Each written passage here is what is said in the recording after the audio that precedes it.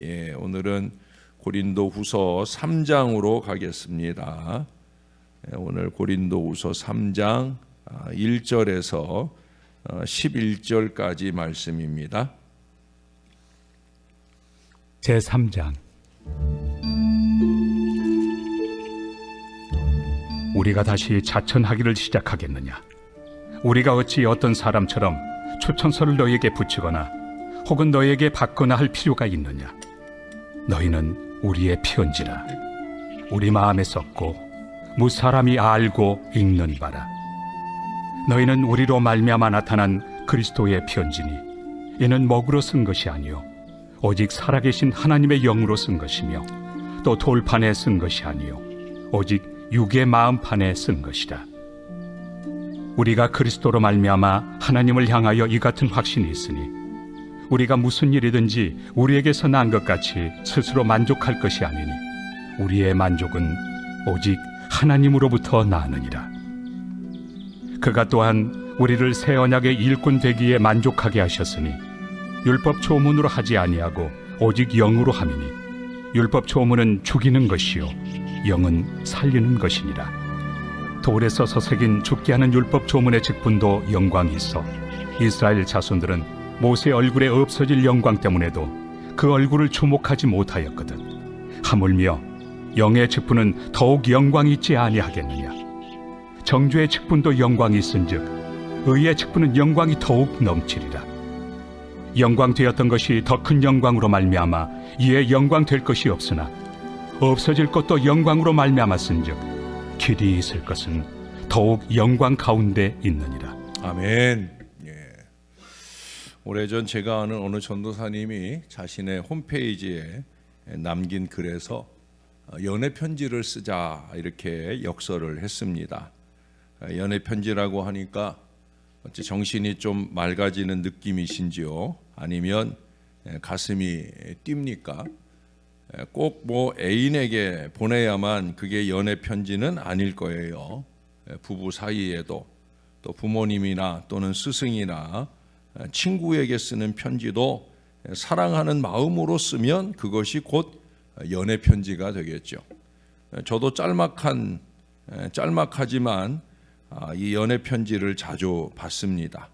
또 매주마다 여러분 성도들에게 그림글을 더해서 연애 편지를 보내기도 합니다. 연애 문자라고 해야 되겠죠. 어떻든 연애 편지는 상대방의 마음에 들어야 한다는 공통된 목적이 있어요. 그래서 골몰하고 또 골몰하지요. 저도 한 주에 한두 개씩 그림글을 적을 때마다 썼다 지웠다 그러면서 많이 골몰하며 그 그림글을 완성하고 또 여러분에게 보내곤 합니다. 그 상대방의 마음에 들려고 하면 첫째로 연애 편지는 내용이 틀림이 없어야 됩니다. 할 말이 너무 많다고 이것저것 쓰다 보면 과장하게 되고 또 횡설수설이 되기가 쉽습니다. 또 연애 편지는 짧고 간결하게 써야 합니다. 아무리 좋은 내용이라도 길고 장황하면 설득력이 떨어지기 때문입니다. 연애 편지는 진실되게 써야 합니다. 표현력이나 기교의 문제가 아니라 감동을 줄 수 있는 진실성이 생명입니다. 연애 편지는 한 번 보고 버리는 신문이 아닙니다. 반복해서 보거나 들어도 깊은 맛을 느낄 수 있어야 합니다. 마지막으로 꼽을 수 있는 것은 연애 편지는 가능하면 밝은 내용이어야 합니다. 어두운 내용보다는 밝은 내용이 깊은 인상에 남습니다. 연애 편지 얘기를 좀 장황하게 하다 보니까 여러분들 중에는 우리가 뭐 연애 편지 쓸 나이는 지났는데 하는 생각을 하시는 분들도 있을 거예요. 그래서 오늘 우리 주님께서는 연애 편지를 쓸 게 아니라 아예 연애 편지가 되라고 말씀을 하셔요. 2절에서는 너희는 우리의 편지라라는 말을 하고요. 3절에 가보니까 너희는 그리스도의 편지다라고 말씀하고 있어요. 우리가 앞서서 2장 후반부에서는 그리스도의 향기라고 하는 말씀을 들었고 오늘은 그리스도의 편지다라는 말씀을 듣습니다. 명절을 앞두고 의미 있게 우리에게 다가오는 말씀이라 여겨집니다. 하나님이 우리 인간에게 주신 편지가 둘이 있어요. 하나는 바로 이 성경책이고요. 그리고 또 하나는 바로 우리 크리스찬들입니다. 사람들이 이 귀중한 하나님의 편지인 이 성경을 읽으라고 하면 잘 안 읽어요. 교회를 다니면서도 잘 안 읽어요. 그런데 우리 크리스찬의 언행 심사를 통해서 나타나는 편지는 읽지 말라고 해도 잘 읽습니다. 여러분, 그리스도인이라고 하는 말은 월요일에도 말씀드렸듯이 맨 처음 안디옥에서 시작되었음을 사도행전 11장에서 읽어볼 수가 있어요. 그들이 예수님 믿는 냄새를 너무 확실하게 나타냈기 때문에 온 안디옥 사람들이 그들을 가리켜서 그리스도에게 속한 사람, 그리스도인이라고 부르게 되었다는 거예요. 오늘 본문 6절에 보면 그리스도의 아름다운 편지가 되는 것은 새 언약의 일꾼이라 말씀을 합니다. 그 마지막 구절에 보면 이는 살리는 일꾼인 것을 알 수가 있습니다. 그래서 8절에 보면은 영의 직분이라고 하고 9절에서는 의의 직분이라고 말씀을 합니다. 사실 6절 이하에서는 이 거룩한 복음의 직분이 율법의 직분, 다시 말해 모세의 사명과 비교되고 있어요. 여러분, 우리 중 누구가 모세와 감히 비교될 수 있겠습니까? 근데 굳이 여기서 비교하는 것은 아쉽게도 모세의 사명은 율법의 직분이었다는 거예요. 율법의 직분은 그 율법으로 죄를 드러나게 하고, 그래서 9절에 말씀하는 것처럼 정죄하고, 그래서 6절에서 말씀하듯 죽이는 사역을 더 많이 하게 된다는 거예요. 그럼에도 불구하고 그것은 영광의 직분이었다는 겁니다. 자, 그렇다고 하면 새 언약의 일꾼, 복음의 일꾼으로서의 우리의 직분은 얼마나 더 영광스럽겠느냐. 바울은 반복해서 이 말씀을 역설합니다. 그리스도의 편지로서 사람을 살리는 이 거룩한 직분을 감당한다고 하면 이것은 대단히 영광스러운 일일 것이라는 거예요.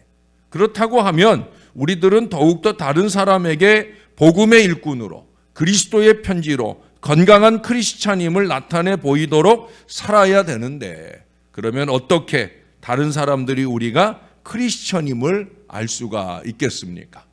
첫 번째 꼽을 수 있는 것은, 그것은 무엇보다 변화입니다. 변화. 우리의 변화가 우리가 그리스도인임을 알게 해준다는 거예요. 마귀는 우리 크리스찬이 죄와 타협하는 자가 되기를 원하는 것입니다. 주일날에는 교회 나오고 밤에는 친구 따라 적당히 죄 짓는 장소에 가도록 알려주지요. 또 마귀는 돈을 적당히 교회에 바치면 되지 너무 고지곳대로 11조 안 해도 된다고 가르쳐 줍니다. 또 돈 벌기 위해서 적당히 죄를 지어도 괜찮다고까지 합니다. 또 목사가 보는 데서는 말조심하지만 안 보는 데서는 조심할 필요 없다고 일러줍니다. 그러나 이렇게 타협하는 크리스찬은 남에게 영향력을 주지 못할 거예요. 자기만 모르고 살지 남들은 다 압니다. 악한 냄새만 나지 선한 영향력이 없이 살고 있다는 거예요. 여러분, 그리스도의 편지라고 하는 것은 절대 악한 영향력을 나타내는 변화는 아닐 거예요. 그리스도인다운 변화를 통해 우리가 만나는 일가 친지나 또 그 외에 믿지 않는 사람들에게 선한 영향력, 예수 믿으려면 저 사람처럼 믿어야지.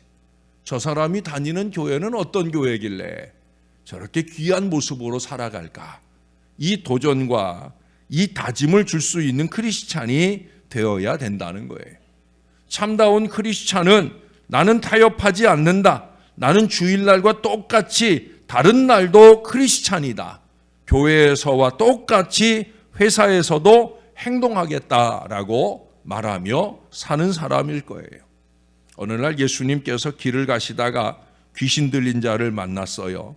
이 사람은 자기 몸을 해치고 남에게도 해를 끼치는 아주 위험한 사람이었어요. 그는 공동묘지로 달려가서 자기 몸을 막 상하게 하기도 합니다. 사람들이 보다 못해 붙잡아다가 쇠고랑을 채우면 그것을 끊고 도망가서 또 안타까운 일을 저지릅니다. 그러나 예수님께서 그 귀신 들린 자의 귀신을 쫓아내고 쇠고랑도 풀어 주었습니다. 그 다음에 그 사람은 성 안에 들어가서 자기에게 일어난 일을 사람들에게 말했고, 사람들은 그가 변한 모습을 보고 놀라기도 하고 예수를 믿게 되기도 하였다는 거예요. 여러분, 우리에게 이런 변화가 있어야 되죠.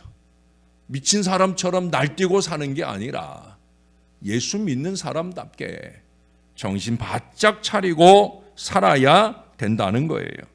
사람들은 우리에게서 예수님 믿기 전과 믿은 후에 달라진 모습을 볼 수 있어야 됩니다.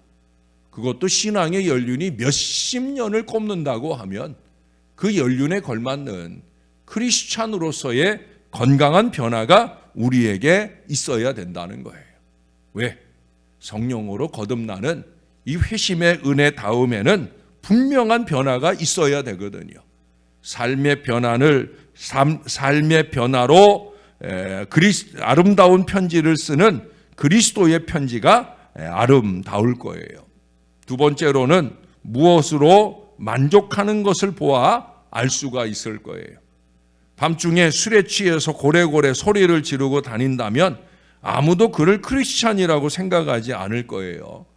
예수님은 한 부자에 대해서 말씀하셨는데 그는 생활에서 하나님을 쫓아버리고 오직 농장과 곳간과 곡식만으로 만족을 누리는 사람이었어요. 이렇게 세상 물질만으로 만족한 생활을 한다면 그는 분명히 구원받지 못한 사람일 거예요. 오늘 바울은 5절에서 우리가 무슨 일이든지 우리에게서 난 것 같이 스스로 만족할 것이 아니니 우리의 만족은 오직 하나님으로부터 나느니라.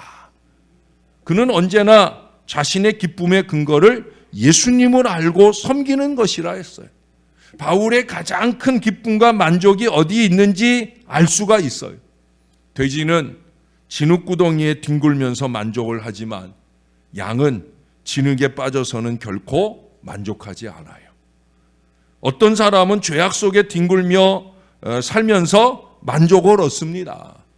교회를 다닌다고는 하지만 예배를 드린다고는 하지만 끊임없는 죄악을 양산해내면서 그것으로 어떤 기쁨을 누리고 사는지는 몰라도 그것을 행복하게 여기며 사는 불쌍한 인생이 있다는 거예요.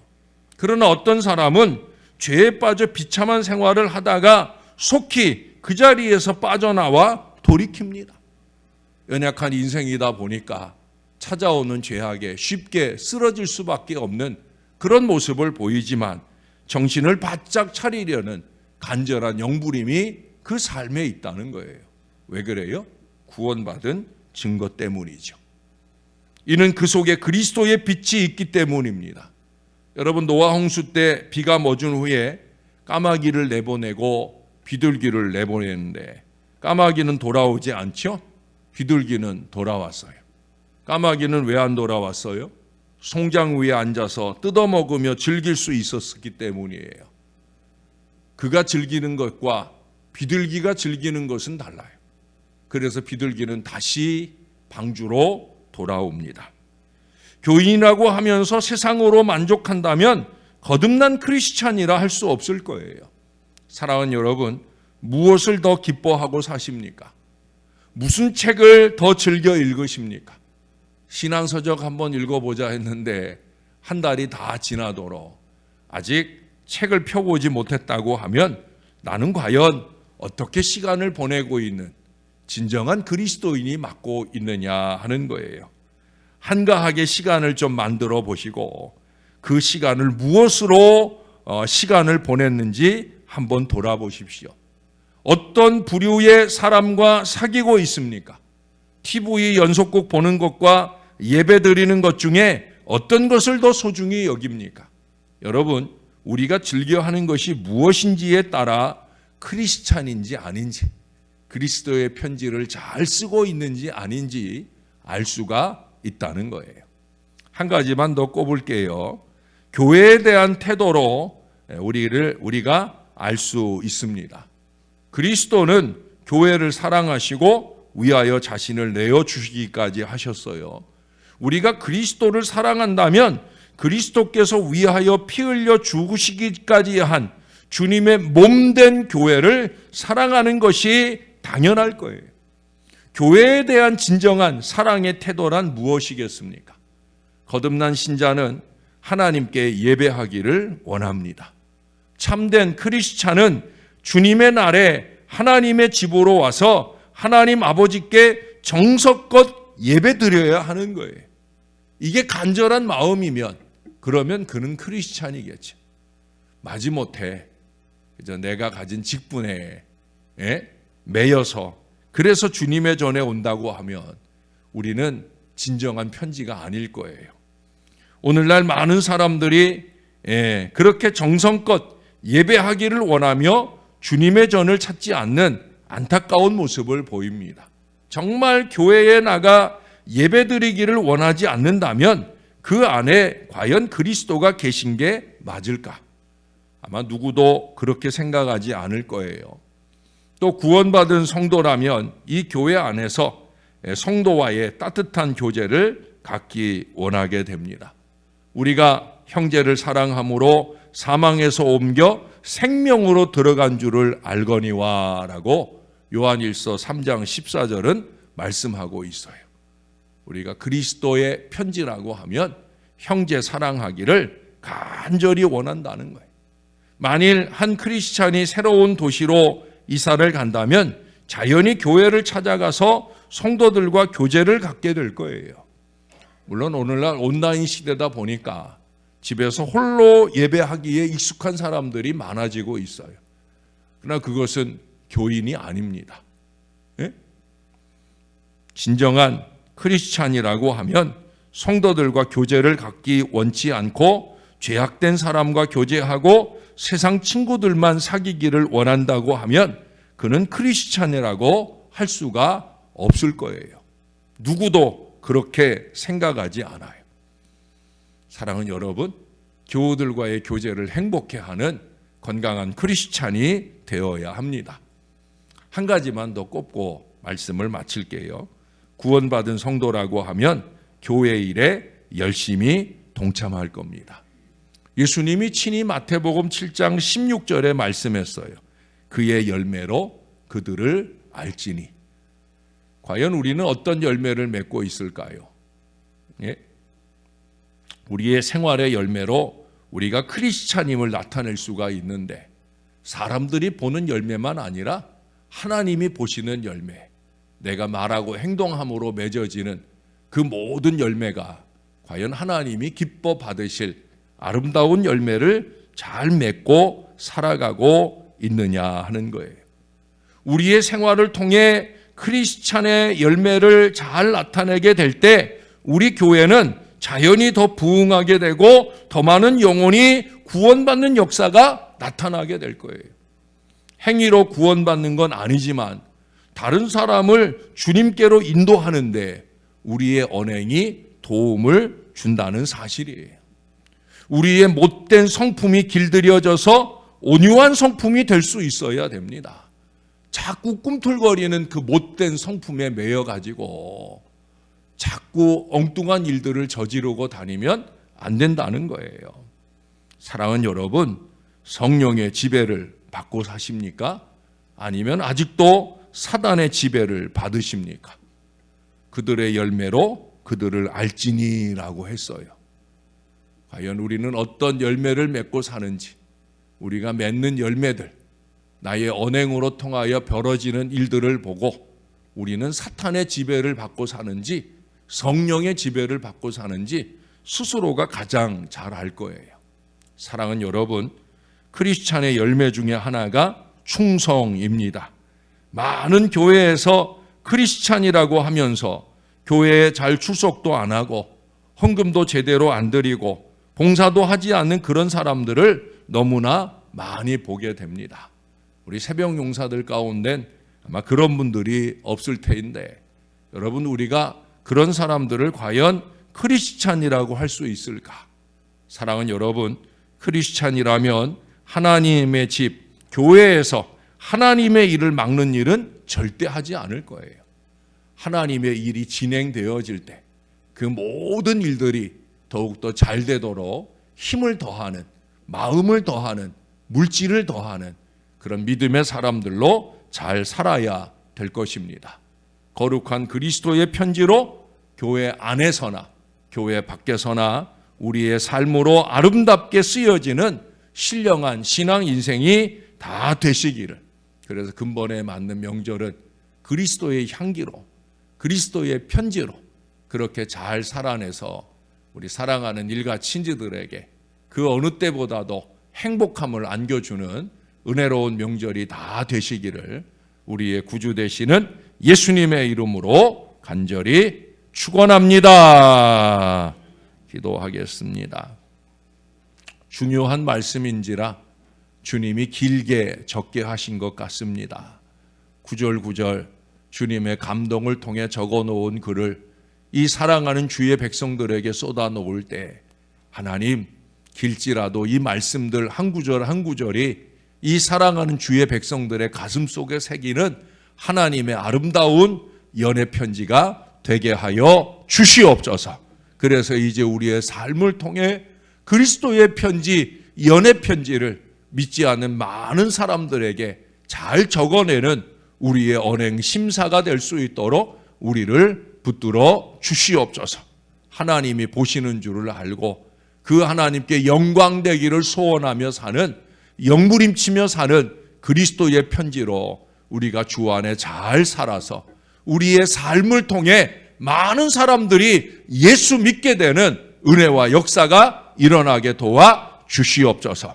우리의 어리석음을 통해 주님께 충성되던 사람들이 충성의 일을 멈추는 일이 벌어지거나 또 세상에서 예수 믿을 마음이 생겼다가 우리로 통해서 예수 믿을 마음이 싹 사라져버리는 이 안타까운 일들이 일어나지 않도록 하나님, 우리가 좀 잘 살게 하시옵소서. 사탄의 지배를 받지 말게 하시고 성령의 충만한 은혜 가운데 살아서 내 생각이 아니라 아버지의 뜻을 이루기 위해 썩어지는 한 알의 밀알로 쓰임받고 또 쓰임받는 하나님의 사람들 되게 하여 주시옵소서. 교회 공동체 안에 우리를 묶어두셨사오니 말씀과 기도 생활이 교회를 중심으로 이루어지게 도와주시고, 특별히 올 한 해 말씀과 이적으로라는 이 앞장선 구호를 위해 내가 열심 내야 될 일이 무엇인지를 알고 이를 위해 노력할 뿐 아니라 이로 통하여 하나님의 몸된 제단이 더욱더 힘있게 부흥하는 놀라운 역사가 나타나게 도와 주시옵소서. 명절이 가까워 옵니다.